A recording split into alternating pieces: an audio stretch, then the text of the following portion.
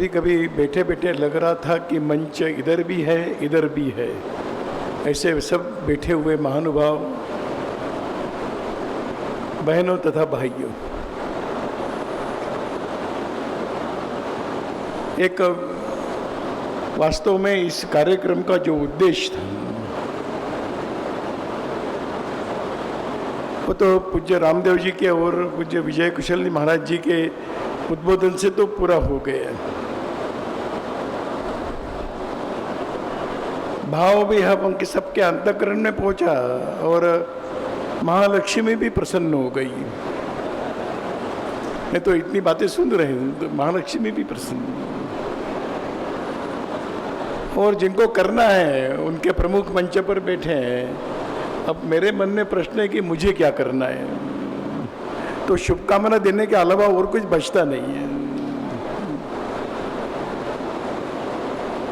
एक अद्भुत संगम यहाँ पर देख रहा हूँ इस कार्यक्रम के निमित्त से। कई प्रकार के योग है।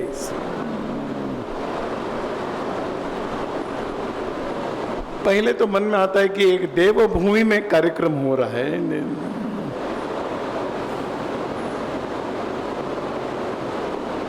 और देवता सम व्यक्तियों के स्मृति के साथ जुड़ी हुई है।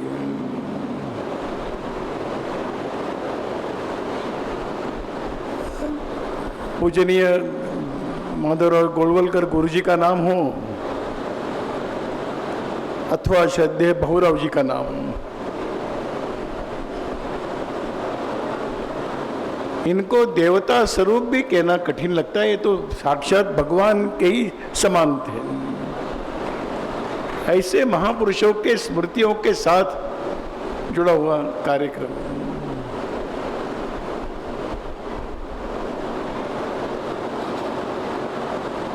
और एक संवेदनशील सामाजिक दृष्टिकोण रखने वाली इस प्रकार की शासन व्यवस्था, उस शासन व्यवस्था के अंतर्गत उनके सहयोग से यहाँ पर होने जा रहा है।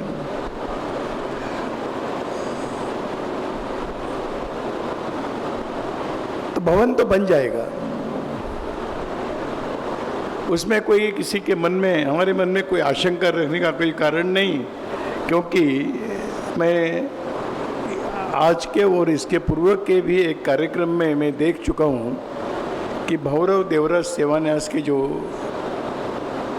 न्यासी है, पदाधिकारी है, उनको कई लोगों के तिजोरियों की चाबियां मिल चुकी है और खोलने का कौशल्य भी है। और जिनकी तिजोरियां हैं उन्होंने सोच लिया है कि हमको इसकी तरफ अनदेखी करना है, वो जो करते हैं उनको करने दो। तो ये इससे और क्या चाहें।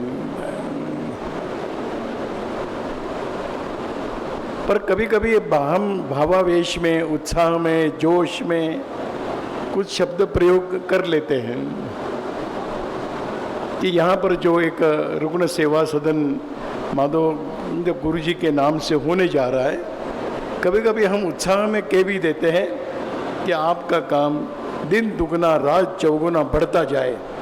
उसका दूसरा अर्थ होता है कि बीमारियां बढ़ती जाए, तभी तो कोई आएंगे यहाँ।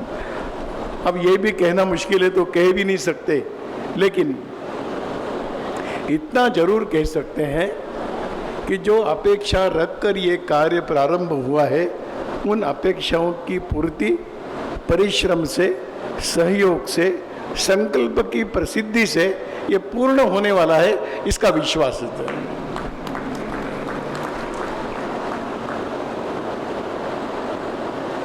वास्तव में पूजनीय गुरु जी का नाम इसके साथ जुड़ा एक अद्भुत अलग प्रकार का व्यक्तिमत्व रहा है। भारत के आध्यात्मिक सामाजिक जीवन में इस प्रकार के श्रेष्ठ व्यक्तित्व बहुत विरले होते हैं।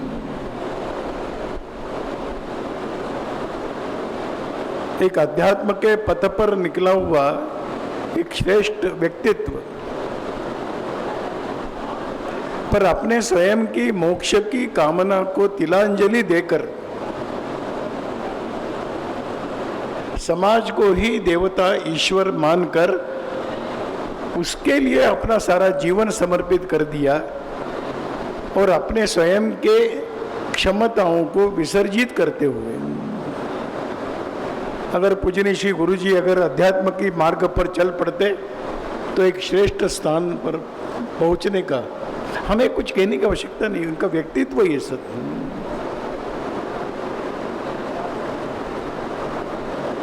लेकिन उन्होंने अपने जीवन को मोड़कर हम सबके लिए एक संदेश दिया है कि व्यक्ति अपनी व्यक्तिगत आकांक्षाओं को तिलांजलि देकर समाज के लिए खड़ा होता जाए, सिद्ध होता जाए, और उनके जीवन से प्रेरणा प्राप्त करके आज लाखों लोग लगे हैं। कोई भी सामाजिक परिवर्तन का कार्य केवल सिद्धांतों से नहीं होता है। तत्वज्ञान तो बहुत प्राचीन है अपने यहाँ। तो ग्लानि आती है, वह ग्लानि मूर्छा कह सकते हैं, वह तो विचारों के कारण नहीं आई है। विचार तो श्रेष्ठ है पर आती रहती है। उस मूर्छावस्था से, ग्लानि से समाज को फिर एक बार जगाते हुए चलना, ये करने वाले लोगों को आवश्यक रहते हैं।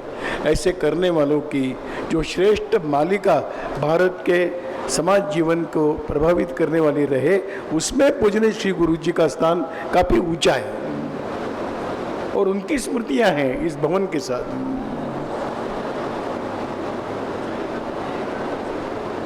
और इसलिए जब इस प्रकार के नाम का वर्णन होता है तो स्वाभाविक रूप से आने वाला व्यक्ति उनकी विचार गंगा के साथ उनका जो शुद्ध पारदर्शी समर्पित जो जीवन यात्रा रही है उसको समझने की कोशिश करता है।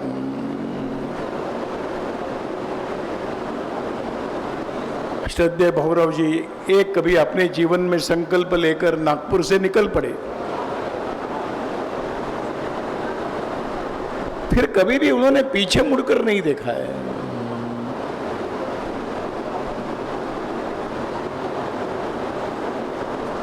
जिनके नाम यहाँ पर जब हम सीढ़ी देख रहे थे,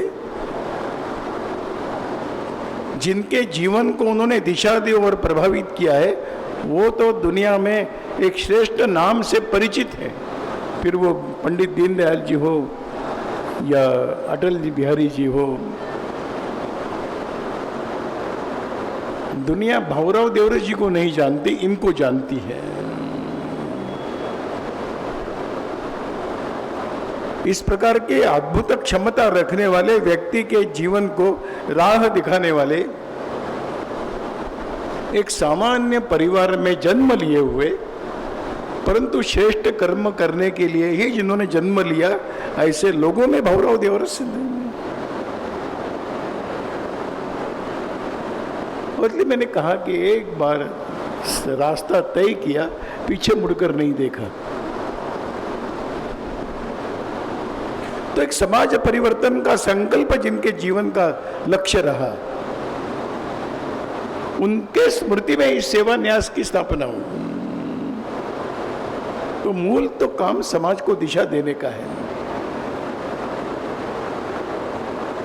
इसलिए भारत के अंदर आज हम उत्तर प्रदेश में और कई प्रांतों में ऐसे व्यक्तित्वों के नाम के साथ कुछ बातें जब जुड़ जाती है तो वो केवल ईंट और सीमेंट और लोहे का भवन नहीं रहता है, तो वहाँ पर आने वाले व्यक्तियों को, समाज सामान्य जनों को एक नया प्रकार का संदेश देने वाला केंद्र बनता है।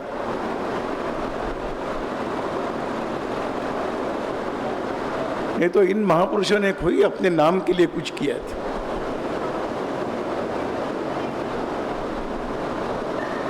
वो तो हमने उनको अपना श्रद्धेय माना, हमने उनके प्रति अपनी भावनाएं जगाई, जागृत रखी, और उनके स्मृति से तो काम करने वालों की प्रेरणा भी क्या है, नाम हो, प्रसिद्धि हो, प्रचार हो, वो जितना आवश्यक है उतना करेंगे। पर हम तो कार्य की प्रसिद्धि के पक्षधर हैं।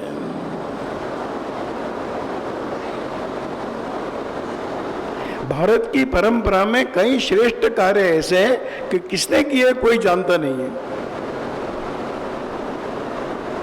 वेदों के रचनाकार कौन है कौन जानता है।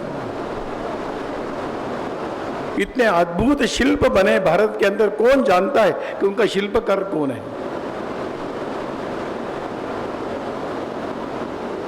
कई प्रकार के ज्ञान विज्ञान के ग्रंथों की रचना हुई, नहीं जानते लोग, और व्यक्तियों के नाम नहीं जानते, विस्मृति में गए। विचार और जो संपदा है वो प्राप्त हुई आने वाले भविष्य के पीढ़ियों। ये तो भारत की परंपरा है। और इसलिए इस परंपरा का निर्वहन करने वाले व्यक्तियों के नाम इसलिए रखे जाते हैं कि हमें भी उनके जीवन से कुछ सीखना है, कुछ संदेश लेकर जाना। और इसलिए भाऊराव देवव्रत सेवा न्यास अलग अलग प्रकार के उनके स्मृति में हम काम करते हैं। मन के अंदर का गहरा भाव जो है, वो भाव समाज के प्रति आत्मीयता है, समाज के प्रति एक संवेदना है, समाज के प्रति कर्तव्य का भाव है। इस भाव को लेकर करने वाले हम सब लोग हैं।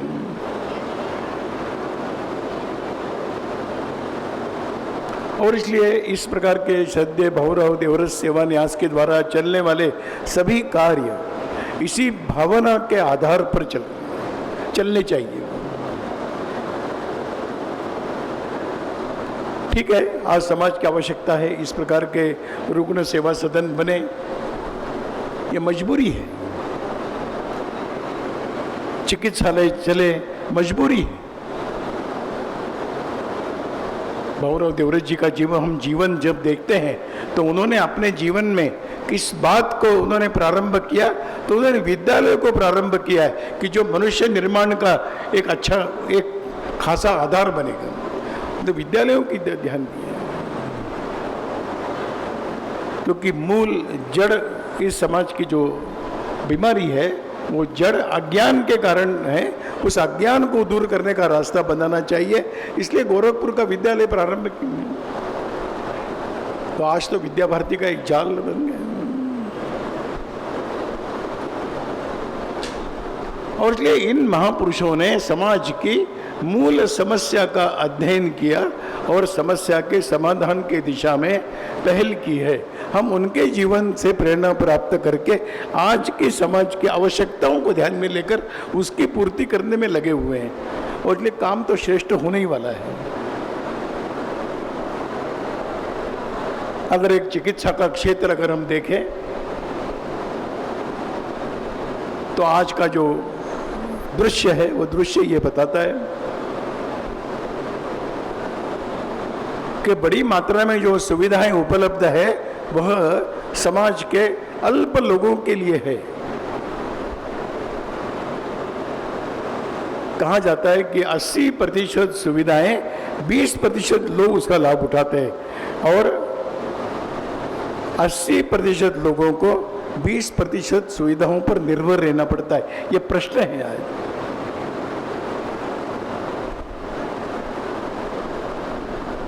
और इसलिए सरकार कुछ काम करेगी, सामाजिक संस्थाएं काम करेंगी, मठ मंदिर आश्रम इस प्रकार के काम करेंगे, तो जो 20% है सुविधा उसको बढ़ाते जाना की आवश्यकता रहेगी।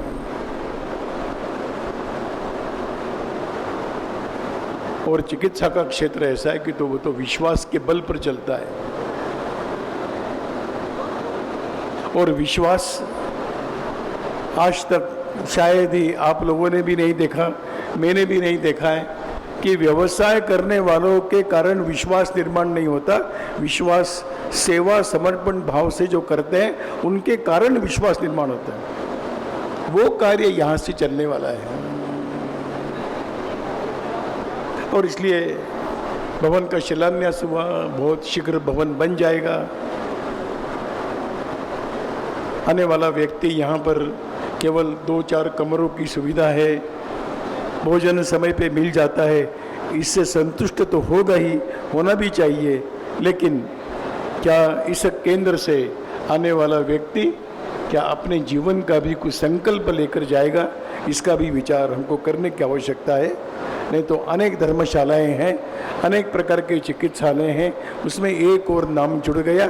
इतनी छोटी कल्पना से हम इस क्षेत्र में नहीं उतरे।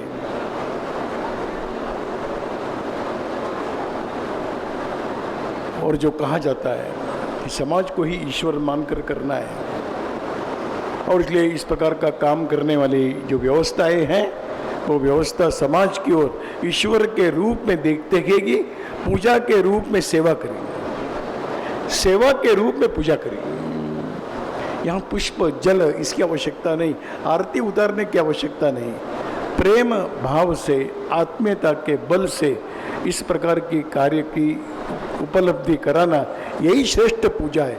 ये श्रेष्ठ पूजा इस केंद्र के माध्यम से होने जा रही है। हरिद्वार में, ऋषिकेश में भवनों की कोई कमी नहीं। मैं समझता हूँ कि यहाँ पर निर्माण होने वाला यह सेवा विश्राम भवन लोगों को एक अलग प्रकार का अनुभव देने वाला सिद्ध होगा, और इसलिए काम करने वालों के प्रति उनके कार्य में बाधाएं आएगी, कठिनाइयाँ आएगी, उस कठिनाइयों का सामना करने का सामर्थ्य ईश्वर उनको प्रदान करे, इस प्रकार की कामना व्यक्त करते हुए, और जिन्होंने यहाँ पर आर्थिक सहयोग घोषित किया है उनके प्रति एक सम्मान का भाव व्यक्त करते हुए और एक विश्वास व्यक्त करते हुए कि काम पूरा होगा, काम चलाना हमारा दायित्व है, इस भाव से इसकी ओर देखें। आप सबके सेवा भाव से आप लोग यहाँ उपस्थित हैं, आपके अंतःकरण की उस भावना को नमन करते हुए मंच पर बैठे हुए श्रेष्ठ महानुभावों को मनपूर्वक नमस्कार करते हुए फिर मैं मेरी बात को पूरा करता हूँ। नमस्कार।